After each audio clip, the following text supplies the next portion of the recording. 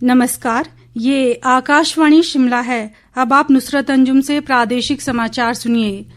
प्रधानमंत्री नरेंद्र मोदी ने हाल में घोषित अगली पीढ़ी के जीएसटी सुधारों का उल्लेख करते हुए कहा है कि दिवाली और छठ पूजा सहित विभिन्न त्योहारों को देखते हुए दैनिक उपयोग की अधिकांश चीजों पर जीएसटी दरें कम की गई हैं।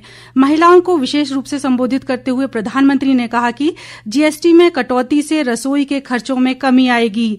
घी और विभिन्न खाद्य पदार्थ व टूथपेस्ट, साबुन और शैम्पू जैसी चीजें सस्ती हो जाएंगी। त्योहारों में नए कपड़े और जूते खरीदना भी आसान हो जाएगा क्योंकि इनके दाम कम होंगे। प्रधानमंत्री ने कहा कि जब कोई सरकार सही अर्थों में गरीबों की चिंता करती है तो ऐसे ही प्रभावी उपाय लागू किए जाते हैं। 22 सितंबर से देश में जीएसटी एकदम कम हो जाएगी। देश में आपकी रोजमर्रा की जरूरत की ज्यादातर चीजों पर जीएसटी में बड़ी कमी की गई है। जीएसटी कम होने से माताओं बहनों का रसोई का खर्च बहुत कम होने वाला है। मंजन, साबुन, शैम्पू से लेकर घी और खाने की कई चीजें सस्ती हो जाएगी। बच्चों की पढ़ाई में काम आने वाली स्टेशनरी की कीमत घट जाएगी। इस बीच पूर्व केंद्रीय मंत्री व सांसद अनुराग सिंह ठाकुर ने कहा है कि नए जीएसटी सुधार जीवन और व्यापार को आसान बनाने की दिशा में एक अहम कदम है। हमीरपुर जिले के व्यापार प्रकोष्ठ व स्थानीय व्यापारियों के साथ एक संवाद कार्यक्रम में उन्होंने अगली पीढ़ी के जीएसटी सुधारों की सराहना करते हुए कहा कि ये कदम छोटे व्यवसायों को और सशक्त बनाएगा और भारत की आत्मनिर्भरता को बढ़ावा देगा। केंद्रीय प्रत्यक्ष कर बोर्ड ने आकलन वर्ष 2025-26 के लिए आयकर रिटर्न भरने की अंतिम तिथि एक दिन बढ़ाने का निर्णय लिया है। अब रिटर्न आज रात 12 बजे तक भरे जा सकेंगे। आयकर विभाग ने कल देर रात सोशल मीडिया पोस्ट में ये जानकारी दी।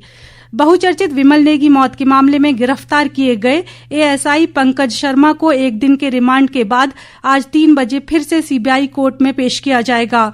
पंकज शर्मा पर विमल नेगी मौत मामले में सबूतों से छेड़छाड़ का आरोप है। राजधानी शिमला सहित प्रदेश के अधिकांश भागों, कांगड़ा, मंडी, चंबा, कुल्लू व शिमला सहित अन्य क्षेत्रों में मूसलाधार बारिश का समाचार है।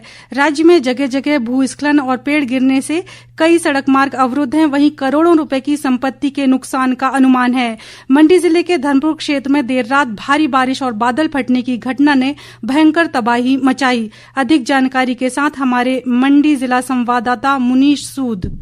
मंडी जिले के धर्मपुर क्षेत्र में देर रात भारी बारिश और बादल फटने की घटना ने भयंकर तबाही मचा दी। सोन नदी का जलस्तर अचानक बढ़ने से धर्मपुर बस अड्डा और बाजार पूरी तरह जलमग्न हो गए। तेज बहाव में एचआरटीसी की कई बसें और आसपास की कई दुकानें भी बाढ़ की चपेट में आ गई। प्रत्यक्षदर्शियों के अनुसार नदी का बहाव इतना तेज था कि लोगों को संभलने का मौका नहीं मिला। देखते ही देखते पूरा इलाका पानी में डूब गया। प्रारंभिक अनुमान के मुताबिक करोड़ों रुपए की संपत्ति का नुकसान हुआ है। वहीं आधा दर्जन से अधिक लोगों के लापता होने की भी आशंका जताई जा रही है। इस बीच मौसम विभाग ने अगले 24 घंटों के दौरान ऊना, बिलासपुर, हमीरपुर, कांगड़ा, मंडी और सिरमौर के कुछ क्षेत्रों में भारी वर्षा का अलर्ट जारी किया है, जबकि अन्य जिलों में कहीं कहीं हल्की वर्षा की संभावना जताई गई है। इस बीच धर्मपुर के नेहरी तहसील में भूस्खलन की चपेट में आने से 3 लोगों की मृत्यु होने का समाचार है, जिसमें 2 महिलाएं व एक 8 माह का बच्चा शामिल है।